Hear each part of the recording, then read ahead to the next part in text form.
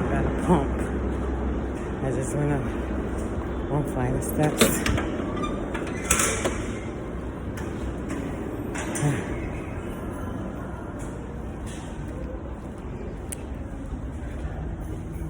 See what? How much? It was 77. I think 5 minutes ago. 12 minutes ago.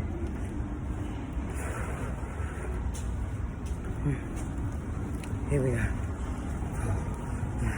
6, 7, 8, 9, 10, 11, 12, 13, 14, 15 steps. We're at the Mr. Butt and the soul here. Sit down.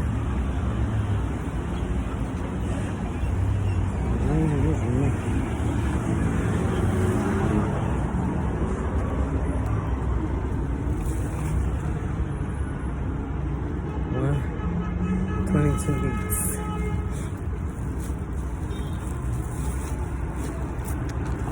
Thank you. Because he was smoking. I was not moving. This is lifting.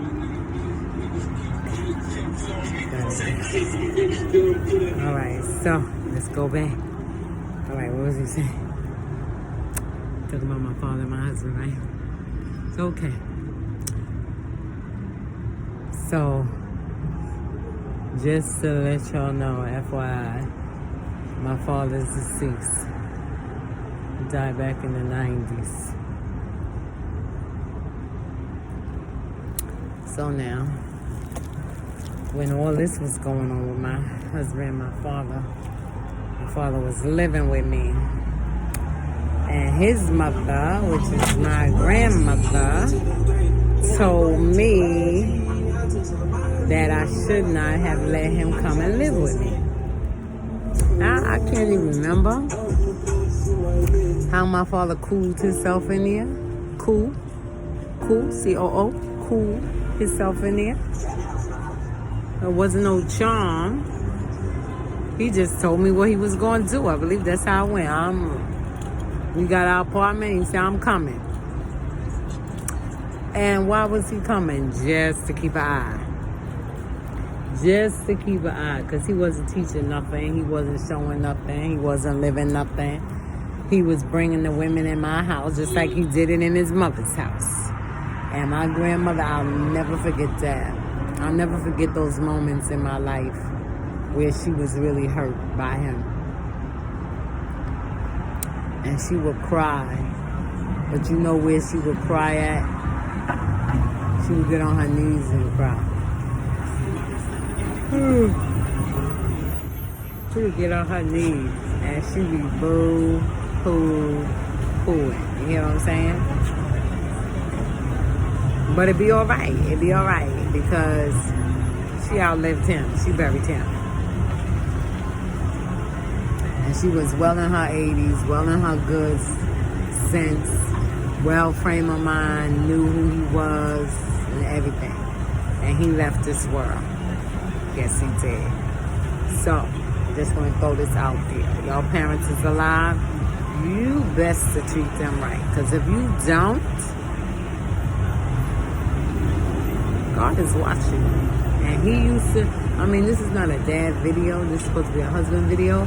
But hey, it all falls in the same category because my dad was a husband and my husband is a man. I said was, he's still alive. My husband is a man and is a father and is a husband. Okay. So now my dad, you know, normally father-in-laws, you know, like kind of cling to this man because this man is married to their daughter. So you want to make sure this man is on his P's and Q's and I's and J's and L's and whatever else. Whatever other alphabet may be of good report.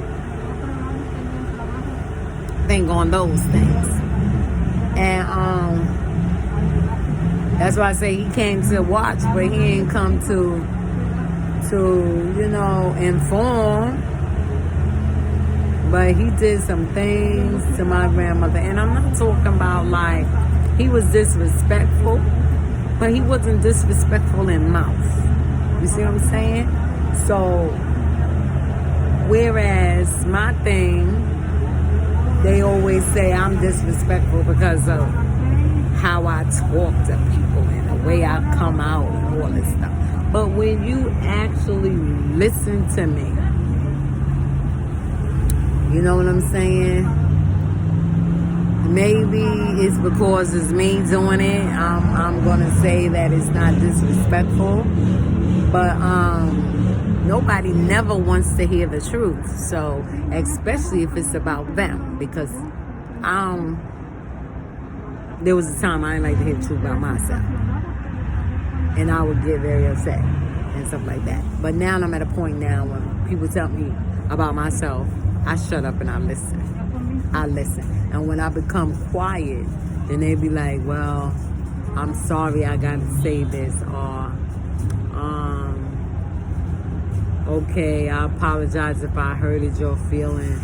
Bump my feelings. If you telling me something about me to make me better, hurt my feelings. So that way, if my feelings are hurt, I'll chastise my own self so you won't have to come back and chastise me again. I don't like getting chastised. That's not a great feeling. I didn't like getting whippings. I didn't like getting beat upon. You know how a child, you get whipped by your parent and stuff like that. I didn't like that. So my grandmother always told me I wasn't a bad child. I wasn't a disobedient child. The only time I became disobedient is when my grandmother would send me to the laundromat. I said, all right, Sharon, go wash my clothes and don't be out there all day. She already know I'm going to be out there all day because I'm going to put them clothes in the laundromat and I'm going to the handball courts and I'm going to play me some handball. And I'll put the clothes in the laundromat like 2 o'clock. I'll put the clothes in like 2 o'clock. And I don't get home till like 6, 7 o'clock at night. Because you know, the sun don't go down in summertime until about 8 o'clock, 8:30. So I go to the laundry 2 o'clock. I don't get home until 8. And my grandmother's in there, Sharon. I walk in. Because I ain't had no key, so I had to knock on the door. I had to knock on the window, because we live in, y'all know what Williamsburg is. We live in the Williamsburg projects, right? In the 180. The 180 numbers. And I had to knock on the window in order to get in, and she got to give me the key, right? So when I get the key and I walk in, she's standing there with her hand on her hip. Well, you made it. Sometimes she'll be outdone, and sometimes she would like make a joke out of it. So you made it, huh? I hate to see my clothes. And you know what? Sometimes I'll be done forget about the clothes, and I'll be done leave the handball court and go home and get right in front of the door and be like, oh, sweat. I have to run back and go get her clothes. And when I come back to the house, she'll be like, you forgot my clothes. Like, you know, my grandmother was cool. My grandmother was cool. You know what I'm saying? She was strict, but her strictness was out of love. You know, it wasn't all about telling me, you can't do this and you can't do that, and she doing what she telling me I can't do. No, she was very accurate with what she taught me. And it was always about the Bible. And she did not hound me. I don't know how this video overcame me. I told you, when y'all click on my videos is all over the place. But hopefully, that the things I say and the things I talk about will help y'all. You know, so getting back to my dad and my husband. So he would disrespect my grandmother, be in the house smoking cigarettes. My grandma wow, that was very tight time. My grandmother was a holy woman. She was biblically saved. You know how people save and they just live in the life however they please? No, she was biblical saved. She was Lord saved and grace saved. So when I say Lord, I'm going to throw this in there. Ministry-wise with the woman, you ain't going nowhere. You stay your tail right here. You sit down. You don't take no shower. You don't move around. Sit down. And I'm 12 and 13 years of age. I got mine kind of early. So I'm 12 and 13 years of age. I'm 14, 15 years old. Sit down, I say. Nope, don't move. Don't take no showers. I mean, not showers, no baths. I couldn't take no baths. And even after I grown up, became a grown woman, married, she used to tell me, I took showers, so I didn't take them with her. I keep saying showers, you can take a shower, but not a bath. I took them with her. I mean, I didn't take them with her, but when I got on my own, got my own place, my own family, I sure enough put my little tail in that water. And one day I got up in that water. I just got to throw this in there, so don't do it. One day I got up in that water, and I wish to God I had, because you talking about cramps. And I called up my grandma, and I was stopping her. She said, well, Sharon, that's natural. That's nature. No, I mean, it's really hurt. She said, did you get in the water? Did you take a bath? Yes, ma'am.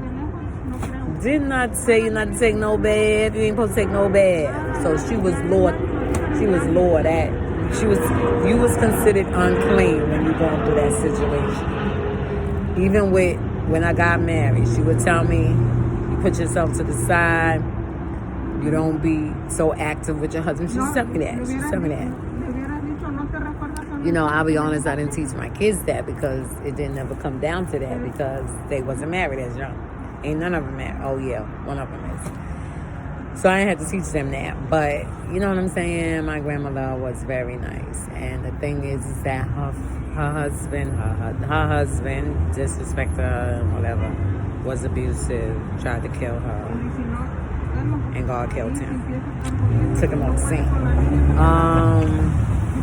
Bishop Mingo husband, if I'm correct, was abusive.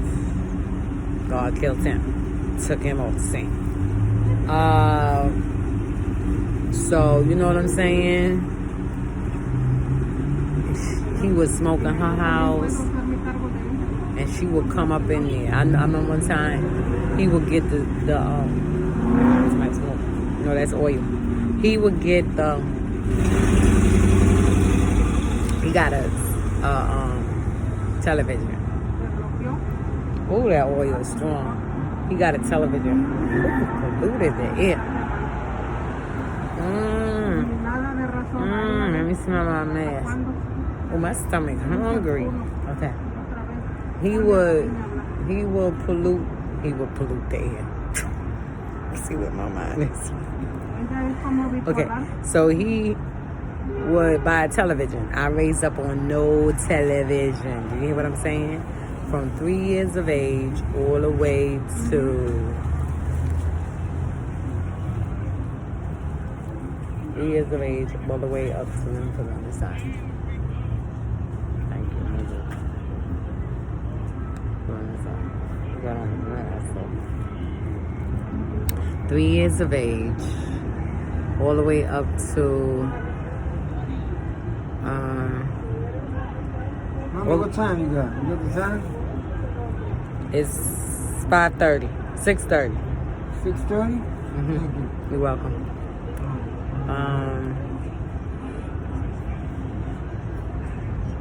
Yeah. I got my own place when I was about 22, 23. Because I had my first child when I was 19. I got married when I was, by the time I was 20, I already had 2 kids. This done turned into a me video, didn't it? I got married when I was 20. Yeah, so 20, so I could say I had my first apartment when I was 21. All right, when I turned 21, no, I ain't gonna say 21. I think about 22, I already had all 3 of my kids, all 4 of my kids. Because my son was first. He was born 1983. I got married in 1983. He was born March the 5th. My birthday is March the 8th, so he was born March the 5th. And I got married March 23rd of the same year he was born. The February of the next year. So when I got married, I was already pregnant, because the February of the next year, I had another child. So that was 84. Because he was born 83, I got married 83. My next daughter was born 84. So I was 23. 83, 73, 83. I was 20. Yeah.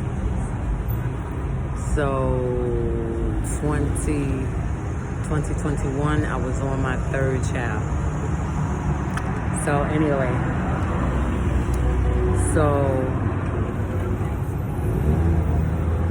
I stayed with my grandmother till I had my third child, and I moved out.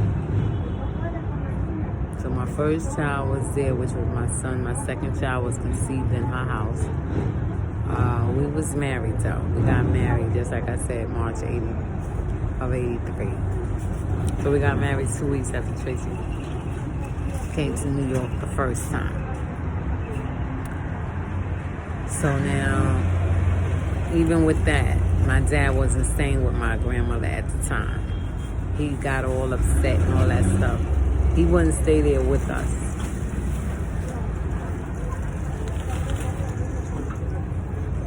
So he got all upset, whatever, and started acting crazy, and I went and found me a place. I got up out of there. He talking about my husband can't be there when they be eating up all my mother's food. Excuse you, you ain't even buying nothing. You ain't even buying nothing, and you talking about what we eating? He wasn't saying nothing slick. I went on and got my family on public assistance, and I took care of my grandmother. I put food in her fridge. He wasn't even doing it. He wasn't even putting no dollars in her pocket. And my father had nice money. He worked for the city. Excuse me. He had nice money, but he was stingy. That man was stingy. It ain't made no sense how stingy he was. He was a grandfather. Yeah, he was a grandfather because his daughter had a child. So he was a grandfather, and he was terrible.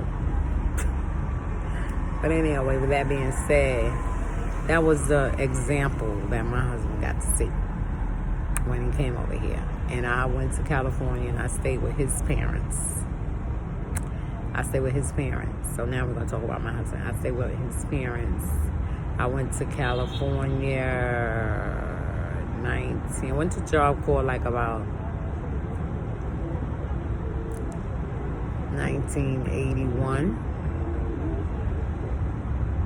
81, 82, 83, March. So I went there like 81, the end of 81, like going into the winter.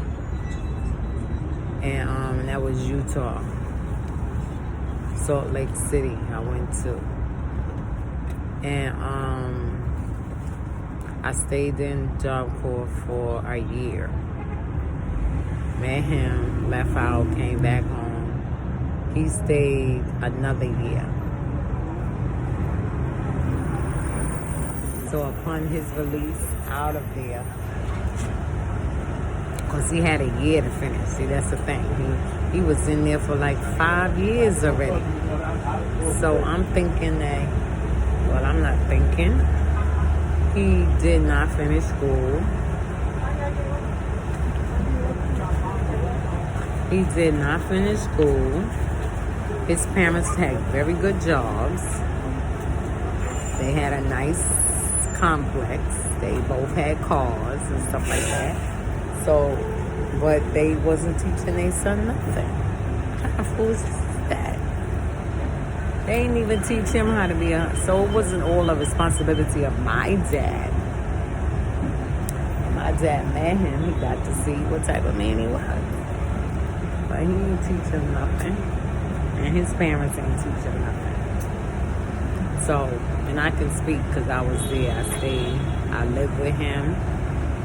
I lived with his parents for about 6 months, 7 months. Right? Because when I went to California, I was pregnant. But I was in the weeks. I was maybe about 3 weeks, something like that. So I stayed there for about 8 months. And towards the end of the 8th month, I came back to New York City. Left him there. He came back. He came from California to New York City. And we got married in 1983. No, 1990. No, 1985 we separated. 86 we separated. Because we wasn't together long. We got married 83, 84, 85, 86. 3 years we was together in the house together. Not married, because we ain't get no divorce. I ain't get no divorce. He ain't get no divorce. We did all our things out there. You know, I had another child outside my marriage. He did his thing outside the marriage or whatever. So these was things that, you know, he wasn't actually taught. Nothing. But, you know, you don't know what people are. You don't know how they are as a man. But my eyes was open. I was told not to do such a thing. I was told, do not marry him. Do not marry him.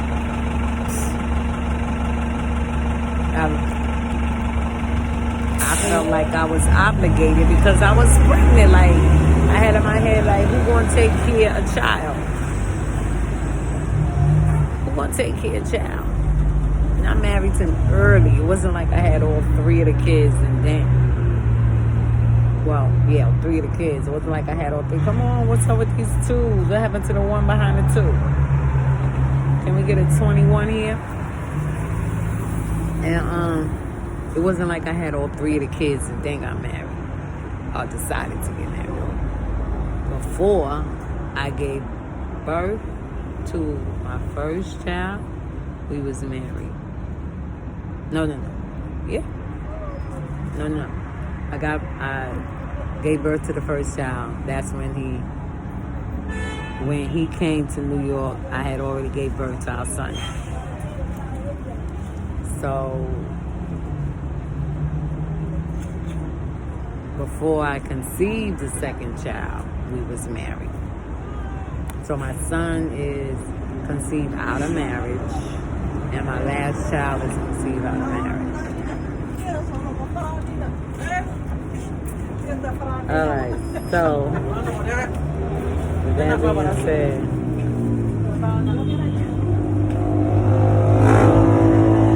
so now let me see who's not in service. Lord Jesus.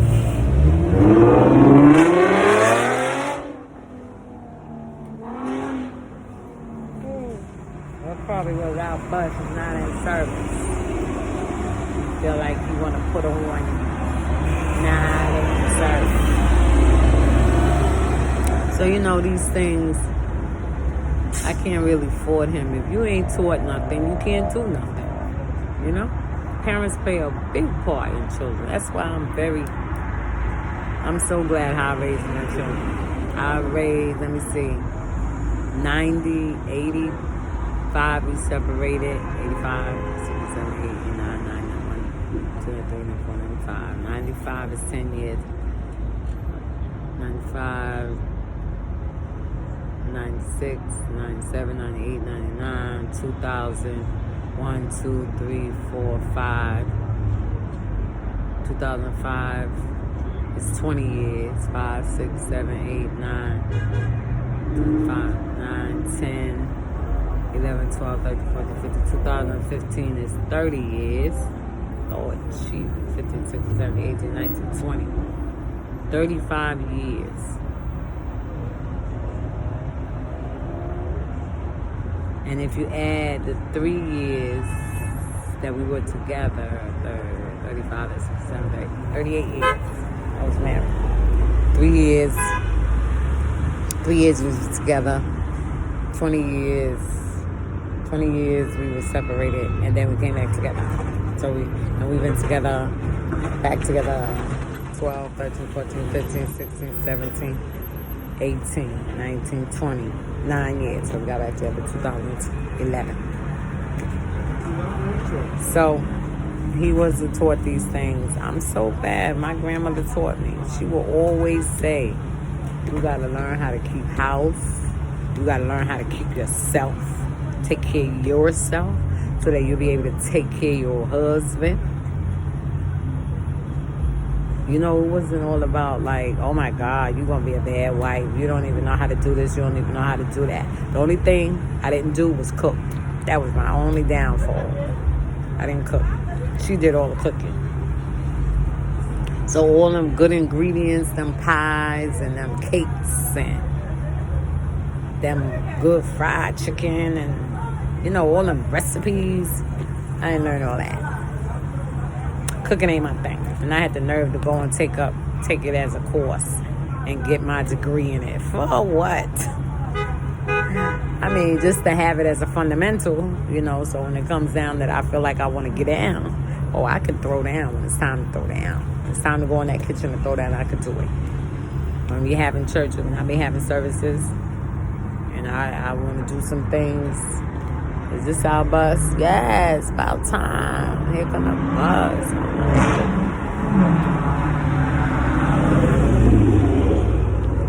So we'll continue this later.